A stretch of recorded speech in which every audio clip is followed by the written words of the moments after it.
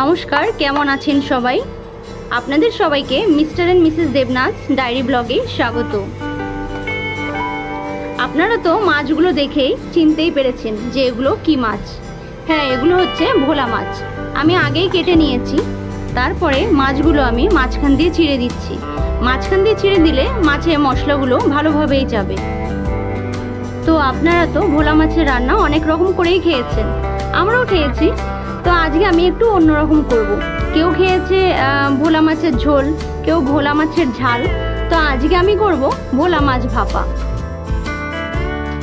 দেখুন, মাছগুলো আমি এভাবে ছিঁড়ে নিয়েছি। এবার মাছগুলোতে আমি নুন হলুদ মাখিয়ে দেব।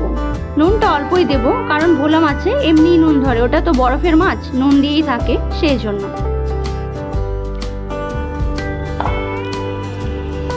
তারপরে একটা মিক্সার জার নিয়ে নেব। পরিমাণ মতন আমি সর্ষে নিয়ে নেব। বেশি সর্ষে নেব না, বেশি সর্ষে নিলে তিতা হয়ে যায়। তারপরে একটু জিরে নিয়ে নেব, কটা কাঁচা বাদাম, টমেটো একটা, দুটো কাঁচা লঙ্কা, একটা পেঁয়াজ। এগুলো এবার গ্রাইন্ড করে নেব। হয়ে গেছে। এবার একটা কড়াইতে বা বাটিতে, আমি এখানে ডাইরেক্টলি কড়াইতে অ্যাপ্লাই করছি। কড়াইয়ের মধ্যে যেহেতু রান্না করব সেই জন্য কড়াইতে আমি মাছগুলো দিয়ে দিলাম, যে মিক্সার করেছিলাম সেগুলো আমি দিয়ে দিলাম। এর মধ্যে আমি 4-5টা কাঁচা লঙ্কা দিয়ে দিচ্ছি, হলুদ, চিনি, লবণ, লঙ্কার গুঁড়ি, আর এখানে দিয়ে দেবো কাঁচা তেল। আমি এছাড়া আদার্স আর কোনো তেল ব্যবহার করব না। আর যেই জারে করে আমি মিক্সার করেছি সেই জারটা আমি ধুয়ে দিয়ে দেবো। এবার এটা ভালো করে আমি মাখিয়ে নেব। আপনারা লবণটা একটু বুঝিয়ে দেবেন। সবাই তো জানেন ভোলা মাছে এমনি লবণ হয়। এবার দেখুন, আমি এভাবে সবকটা মাছ মাখিয়ে নিয়েছি মশলা দিয়ে। আর কিছুই করতে হবে না। এবার গ্যাসের উপরে বসিয়ে দিন।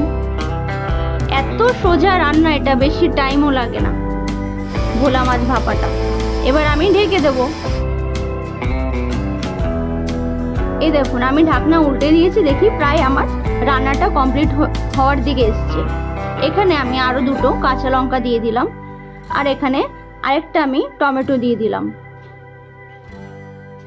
তারপরে একটু আমি এবার কাঁচা তেল আর একটু উপর দিয়ে দেবো। আপনারা তো ইলিশ মাছ ভাপা খেয়েছেন, এবার এই মাছটা একটু ভাপা খেয়ে দেখুন বাড়িতে। এই রান্নাটা যদি আপনারা না করে থাকেন কখনো, বাড়িতে গিয়ে ঝটপট বানিয়ে নিন আর খেয়ে বলুন যে কেমন হয়েছে রান্নাটা। আমাদের থেকে তো রান্নাটা দারুণ লেগেছে। দেখুন, আমার রান্না কমপ্লিট। কত সুন্দর হয়েছে দেখতে, খেতেও হেভি টেস্ট হয়েছে। একবার যদি বাড়িতে এভাবে রান্না করে খান আর সবাইকে যদি খাওয়ান, আপনাকে এবার বারবার রোজই বলবে যে এই রান্নাটা করে খাওয়াতে। দেখে তো লোভ লাগছে নিশ্চয়ই। তাহলে তাড়াতাড়ি শিগগিরই যান আর বানিয়ে ফেলুন ঝটপট করে।